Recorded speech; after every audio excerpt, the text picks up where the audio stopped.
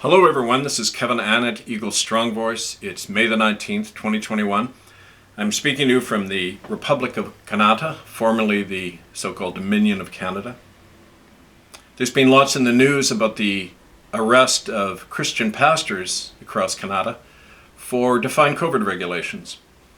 And at the same time, I've been getting personal reports from friends of mine who are Cree Indians in Manitoba that this last week their reserves have been shut down. Nobody can leave unless they get the so-called vaccination, and even their food supplies are being cut off.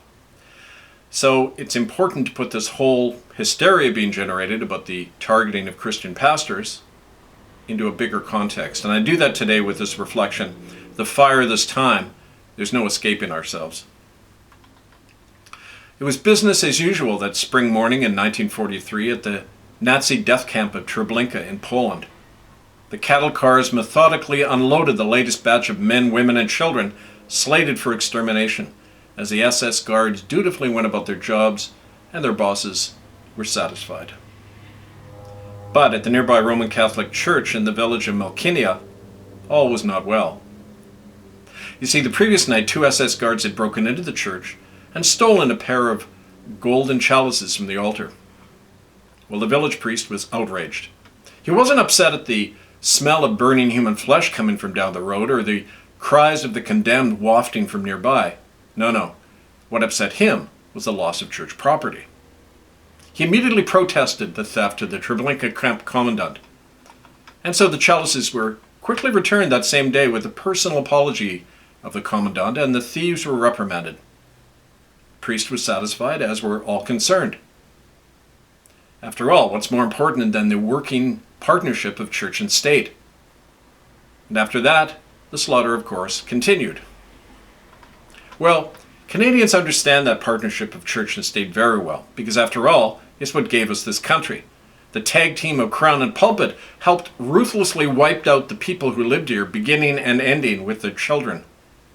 When some of us surfaced the hidden truth of that homegrown slaughter of the innocent, the churches of Canada responded exactly like the priest of Melkinia. What mattered to them wasn't the lives of those children, or of course they wouldn't have done the killing in the first place. What mattered most was their possessions.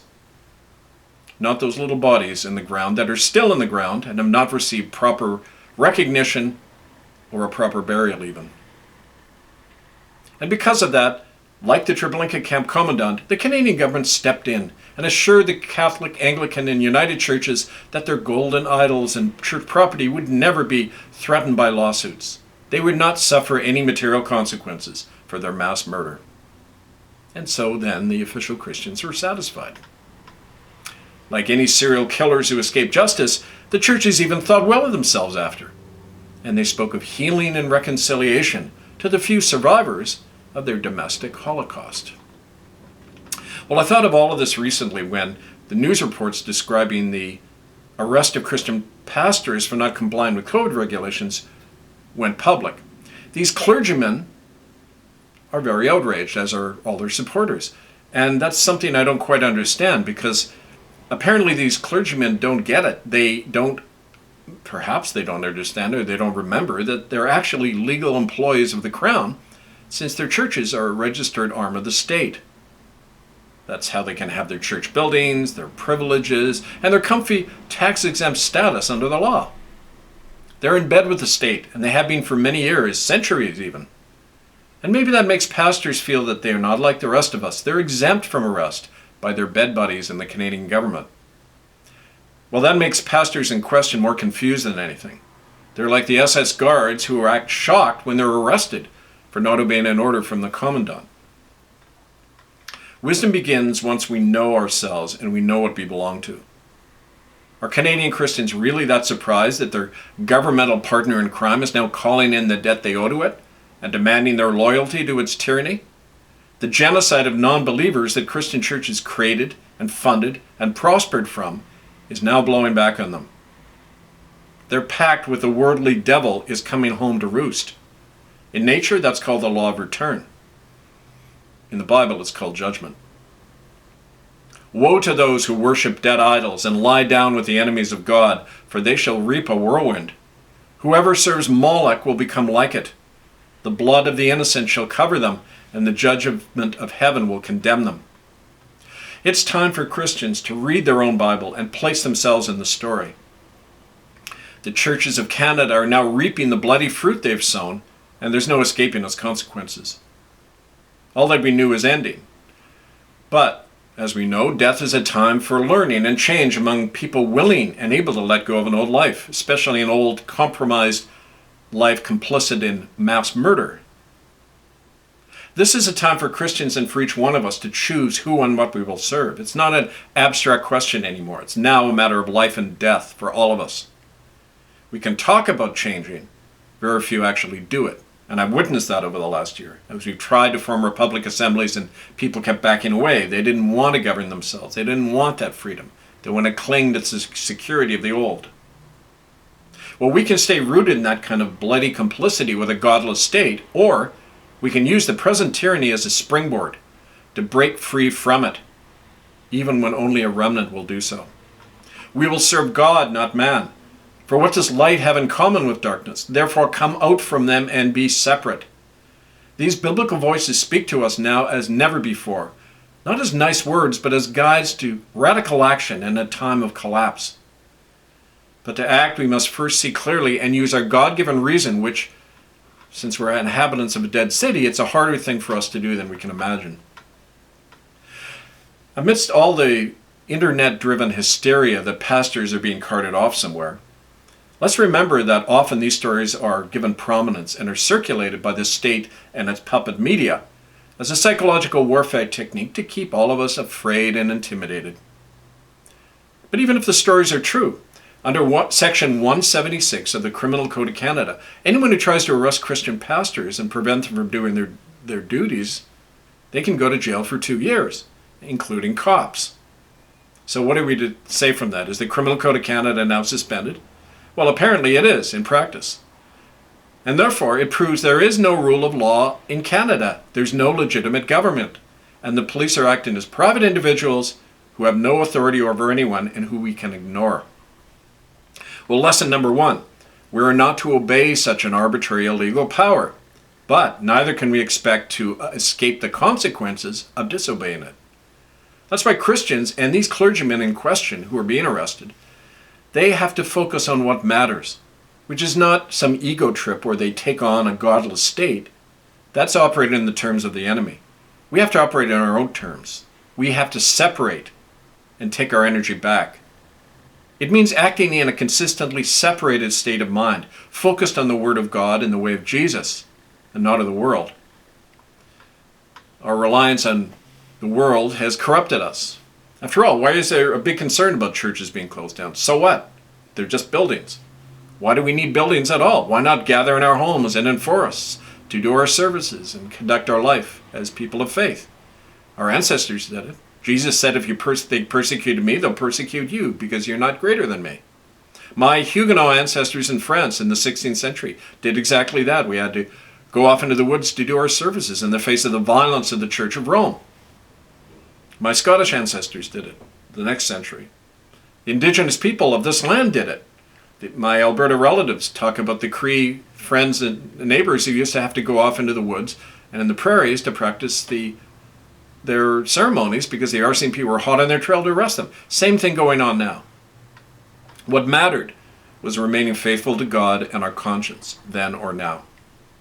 Well, lesson number 2, once we separate in that way, reclaim ourselves, we must remain that way and conform our lives and all parts of our lives to our separated faith, shunning the lives of the world and see things clearly, like any adept warrior who knows his enemy. We have to look through the fog of hysteria being generated. I mean, think about it. Does it make logical sense that the Canadian state would attack its historic partners, the churches, on whom they've relied for so much? Why would they antagonize more people into resistance like that? That's counterproductive to the state's main purpose of peacefully assimilating all of us into the global corporatocracy. Like we saw from that story from the Treblinka death camp. And it's a fact, historically, that the Nazis punished theft and random violence by SS soldiers because it created resistance, and it interfered with the Nazis' bigger aim of orderly extermination and genocide. The death camps in Europe and in Canada in the Indian residential schools were not simply brutality and torture. They were a new kind of society that we see playing out right now. They were a new society of total domination and control, achieved not through violence, but through the cooperation and obedience of the slave population. They had to help in their own extermination, just like what's going on right now. After all, don't we see flying everywhere now the new flag of the Canadian police state? Not a maple leaf, but a heart. Well, understanding this, we need to soar above the foggy present moment and see the whole panorama and the bigger drama that's at work. I was blessed the other day in a vision when I was elevated by my eagle spirit. And above this fallen city and its tyranny, I see at work something else. I see a divine purpose, unforeseen by high and low alike. I see going on a great cleansing, a destruction of an old world so that a new one can emerge. Well, as in nature, when a fire slashes and burns old growth to fertilize the soil for a new growth of life to emerge, so too is our world being consumed by divine judgment, out of which a lot of us won't survive. Remember, to both the prophet Isaiah and Jesus, the same message came. These people cannot be saved. They are an impediment to my will because of their own evil. So do not speak the truth to them, lest they open their eyes and ears and be turned and redeemed. God didn't want people to be saved because their continued existence was an impediment to the unfolding of God's will and the work of his remnant. Well, these are startling commands from heaven. They show that something's greater at work than our normal human desire to shore up our old lives and preserve the status quo. Because as with Sodom and Babylon, our world is over. The cycle is at an end. What matters now is the creation of the new world and the removal of everything and everyone that stands in the way of that birth. Frankly, people, we need to pray and hope for the fall of our society, this old murderous world we call civilization, because its aim is nothing less than the extinction of our humanity and our absorption into a single global corporation, the end of Homo sapiens and the beginning of Homo machina, machine man. If this system does not fall, if we don't leave its corruption and tyranny now, not tomorrow, we won't have a future as sovereign and free people, and our children will die in every way possible. We will be consumed and are being consumed in that final, inescapable judgment. Well, few of us can accept this hard truth, even when it's borne out by our own experience, by history, by all the events happening around us. The few of us who can accept it are led by conscience to know that divine judgment is not like ours. We cannot escape the consequence of our actions, and they're returning now like a final verdict from heaven. The few people who know that, a chosen remnant, who may survive the unfolding Holocaust, they are given the sacred task described in Psalm 149. They're given the job to execute judgment in the world and bind the rulers and nobles in chains so that God's justice may be done. Well, I think it's ironic and fitting that at this time of death and birth, it's the official Christians and their churches who are standing under judgment for their incestuous partnership with the criminally convicted worldly rulers. The blood of those children on the ground cry out as a witness against all of the Christians who are concerned about their own well-being now, after having participated in the ruination and killing of so many others.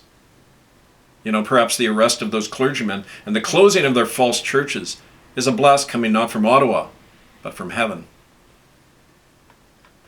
At the end of the day, not one of these stones of the old temples will be left standing, whether of church or state, because they're not meant to survive. They're an abomination against the children of this world and our conscience and our own ancestors and their faith. Because that which we've done to the least of God's children is now being done to us. The great circle of justice keeps turning, with the outcome not in our hands, but in the hands of the great mystery. Take it to heart, change, and act while you still can. This is Kevin Annig, Eagle Strong Voice, murderbydecree.com, republicofcanada.ca. Stand by for more.